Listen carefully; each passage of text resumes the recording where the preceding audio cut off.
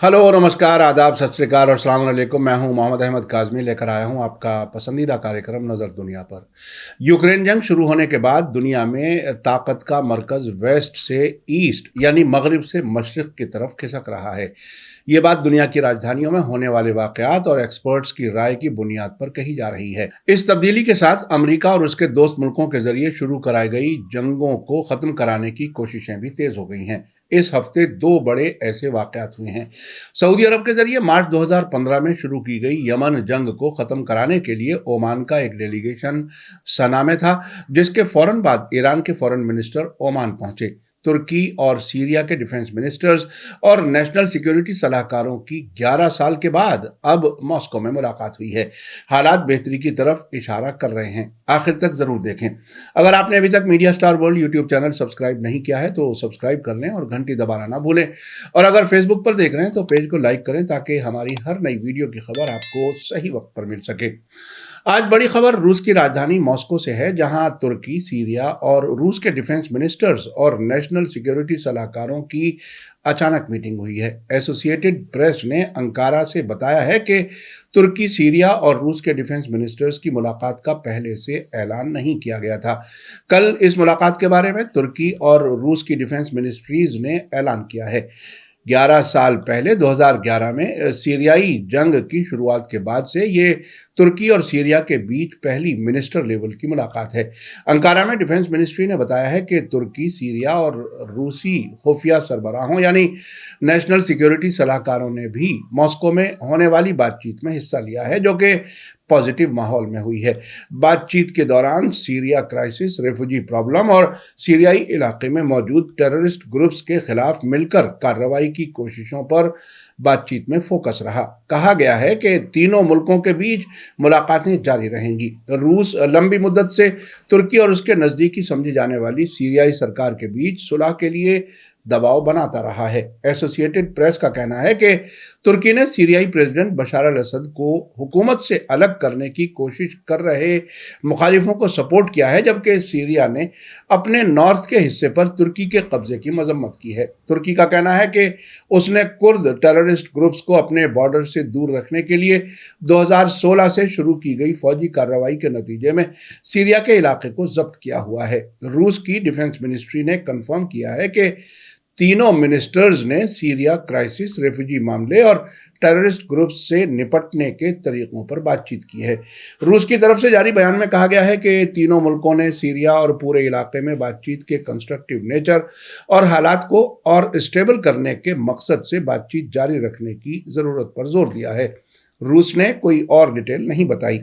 पिछले महीने तुर्की के सबसे बड़े शहर इस्तांबुल में एक टेररिस्ट हमले के बाद सीरिया में नई फौजी कार्रवाई की तुर्की की धमकी के बाद मॉस्को में बातचीत हुई है। तुर्की ने गैर कानूनी कुर्दिस्तान वर्कर्स पार्टी, जिसे पीकेके भी कहा जाता है, और सीरिया में मौजूद पीपुल्स प्रोटेक्शन यूनिट्स यानी वाईपीजी पर हमले का इल्जाम लगाया था। इन दोनों ग्रुप्स ने हमले में शामिल होने से इनकार किया है। रूस ने तुर्की की नई फौजी कार्रवाई की मुखालिफत की थी।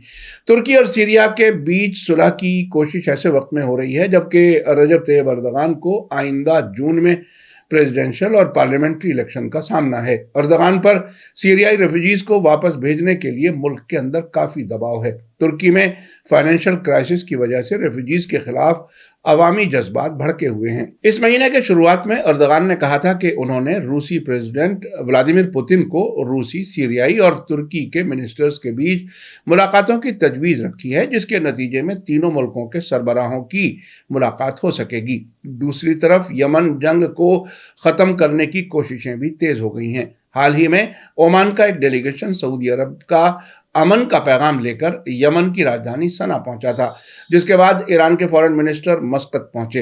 हूथी अंसारुल्लाह के चीफ नेगोशिएटर और स्पोक्स पर्सन मोहम्मद अब्दुल सलाम का कहना है कि एक ओमानी डेलीगेशन ने सऊदी अरब और इंटरनेशनल पार्टीज के जरिए पेश की गई तजवीज़ों से आगाह कराने के लिए 21 दिसंबर को राजधानी सना का दौरा किया। अब्दुल सलाम इस डेलीगेशन के साथ सना पहुंचे थे। आमतौर से वे मुख्तलिफ मुल्कों के नुमाइंदों से मिलने के लिए मस्कत में ही रहते हैं। यमन के अल मसीरा टीवी चैनल से बात करते हुए मोहम्मद अब्दुल सलाम ने कहा कि हूथी कंट्रोल वाले इलाके में सरकारी स्टाफ की तनख्वाहों का भुगतान करना और हवाई अड्डों और बंदरगाहों पर अरब फौजी अलायंस की तरफ से लगी पाबंदियों को उठाना बाकी मामलात में पेशरफ्त के लिए एक शुरुआती कदम के तौर पर इंसानी ज़रूरतों को पूरा करने के लिए बुनियादी हैसियत रखता है। उन्होंने ओमान के जरिए निभाए गए रोल की तारीफ की। उन्होंने कहा कि ओमानी नुमाइंदों का सना का बार बार दौरा करना उनकी अच्छी कोशिशों का सबूत है। ओमानी डेलीगेशन का यमन का दौरा जंगबंदी खत्म होने के 2.5 महीने बाद हुआ है। इस महीने के शुरू में सऊदी अरब ने यमन में जंगबंदी बढ़ाने और जंग को रोकने के तरीकों पर बात करने के लिए अमेरिका और यूनाइटेड नेशंस के साथ बातचीत की है। यमन इंसानी क्राइसिस का सामना कर रहा है, जिसके बारे में यूनाइटेड नेशंस का कहना है कि ये दुनिया में सबसे खराब हालत में है, जबकि वहां के 80% लोग भुखमरी की कगार पर हैं। ईरान की तस्नीम न्यूज एजेंसी के मुताबिक मोहम्मद अब्दुल सलाम ने जोर देकर कहा है कि इंसानी ज़रूरतों को सियासी और फौजी मामलों से अलग रखा जाना चाहिए। हूथी अंसारुल्लाह की मांगें सभी यमनियों के लिए हैं, भले ही उनकी नस्ल और मूल कुछ भी हो। सऊदी अरब ने मार्च 2015 में यूनाइटेड अरब एमिरेट्स और कुछ और मुल्कों के साथ फौजी अलायंस बनाकर और अमेरिका और दूसरे वेस्टर्न मुल्कों से हथियारों और रसद की सपोर्ट के साथ यमन पर तबाहकारी जंग शुरू की थी। इसका मकसद अब्द रब्बू मंसूर हादी की रियाद की पसंद की सरकार को फिर से यमन में बहाल करना और हूथी अंसारुल्लाह को कुचलना था, जो यमन में एक असरदार सरकार की गैर मौजूदगी में मुल्क के मामलों को चला रहे हैं। जंग शुरू हुए तकरीबन 7.5 साल गुजरने के बाद भी सऊदी अरब कोई भी मकसद हासिल नहीं कर सका, जबकि जंग में हजारों यमनी मारे जा चुके हैं और दुनिया में सबसे खराब इंसानी क्राइसिस से गुजर रहे हैं। अब्दुल सलाम ने मंडे को यमन के अल मसीरा टेलीविजन को बताया था कि यमन के खिलाफ जालिम घेराबंदी हटा लेने और कब्जा करने वाली फौज को खदेड़ने के बाद जंगबंदी बहाल कर दी जाएगी। ओमानी डेलीगेशन ने हूथी अंसारुल्लाह के सरबराह अब्दुल मलिक अल हूथी, यमन की सुप्रीम पॉलिटिकल काउंसिल के सरबराह मेहदी अल मशात और जॉइंट चीफ ऑफ स्टाफ के सरबराह मोहम्मद अब्दुल करीम अल गमारी के साथ बातचीत की है। दिलचस्प बात यह है कि ओमानी डेलीगेशन के यमन दौरे के बाद ईरान के फॉरेन मिनिस्टर हुसैन अमीर अब्दुल्लाहियान मस्कत पहुंचे, जहां उन्होंने वहां के सुल्तान हैसम बिन तारिक को प्रेसिडेंट इब्राहिम रईसी की तरफ से इनविटेशन सौंपा है।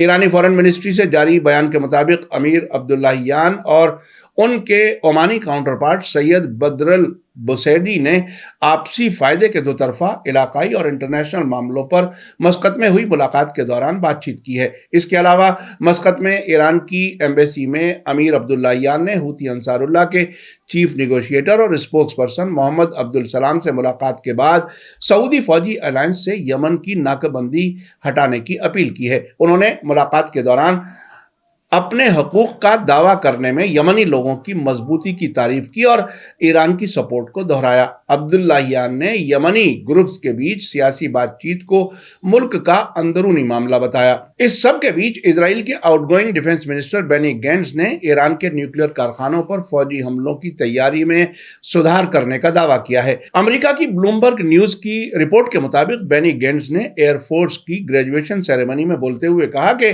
पायलटों को एक दिन इस तरह के हमले में हिस्सा लेने के लिए बुलाया जा सकता है। आप 2 या 3 वर्षों में पूरब की तरफ आसमान पार कर सकते हैं और ईरान में न्यूक्लियर ठिकानों पर हमले में हिस्सा ले सकते हैं, जिसके लिए हम तैयारी कर रहे हैं। उन्होंने दावा किया कि हाल के वर्षों में तैयारी में काफी पेशरफ्त हुई है। इजराइल इस बात से फिक्रमंद है कि यूक्रेन में ईरान की फौजी सलाहियत पर रूस की बढ़ती हुई डिपेंडेंसी तेहरान को बदले में न्यूक्लियर प्रोग्राम के लिए रूसी मदद हासिल करने का रास्ता हमवार कर सकती है। इजराइल ने ईरान के इस दावे को खारिज किया है कि उसका न्यूक्लियर प्रोग्राम पुरअमन मकसद के लिए है और कहा है कि वो ईरान को बम हासिल करने से रोकने के लिए जरूरी कदम उठाएगा। आपको बता दूं कि इजराइल ने 2007 में सीरिया में एक अधूरे न्यूक्लियर रिएक्टर को निशाना बनाकर तबाह किया था, जबकि 1981 में इजराइल ने सद्दाम हुसैन के तहत इराक में न्यूक्लियर रिएक्टर पर हमला किया था।